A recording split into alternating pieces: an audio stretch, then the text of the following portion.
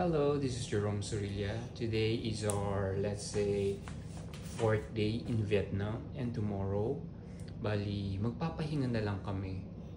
Pero not necessarily pahinga kasi ayusin namin yung gamit namin, and then pupunta na kami sa airport around 7 o'clock. I'm not so sure though. So, check natin kung ano pa namili. Medyo, kasi ayoko na magdala ng Vietnam currency eh. Kung kailan pa man din ako nasasanay na ano ko na, paalis na kami. So, una, gusto ko makakatikim ng chips ng something Vietnam. So, I bought this one. Diba, meron pa siyang comic strip, which is, hindi ko naiintindihan, pero okay lang siya. This is really made in Vietnam. Potato chips. Yeah. And then, nakita ko to, nakitan lang ako, gusto ko siyang tikman. Si Doraemon.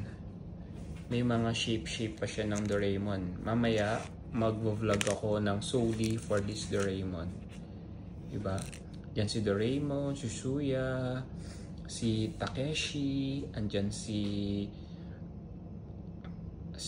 Nobita. Right? Yan siya, Doraemon. Ito, binili ko to kasi meron silang, sabihin natin na vegetable fair. Na-curious lang ako. Para siyang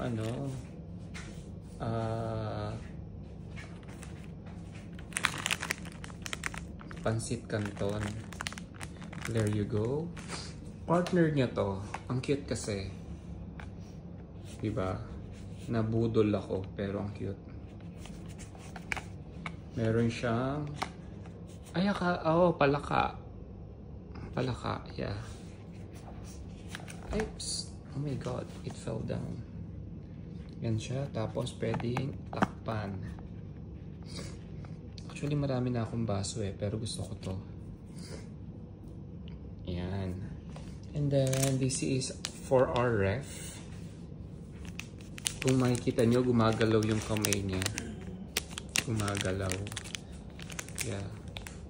This is 90 dong. Vietnamese dong. Ito yung mga pasalubong ko sa kaopisina kung hindi nagkakape. Ang cute kasi. I like. Diba? Bumili ako ng 5 just in case. And then, this one is sa mga kaopisina ko. Medyo mahal siya. Right? Ako pa yung magbibigay sa kanila ng coffee, yung filter. And then, coffee maker, magdadala ako ng 1 beses. Ito, para sa amin.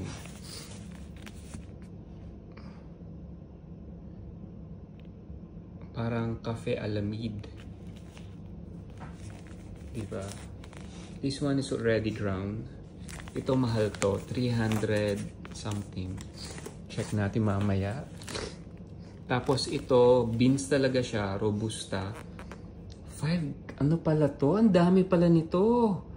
Magkano to? Basta kasi kuha lang ako ng kuha. Anyways, sure. Nagulat lang ako. Tapos ito sa Uniqlo. This is really cute.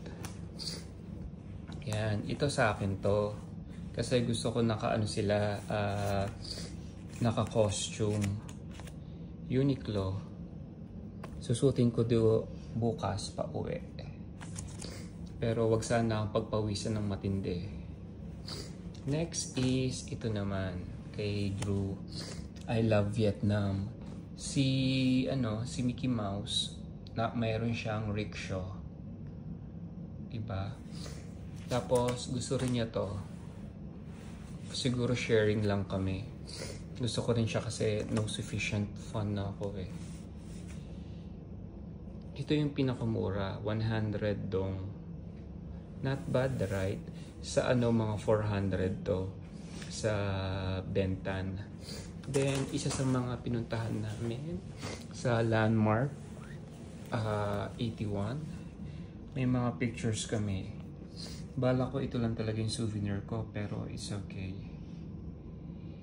Sa akin, night view.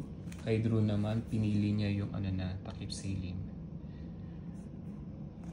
Okay, thank you for watching. Bye for now. Ayan siya. Yung rep magnet, sinama mo na.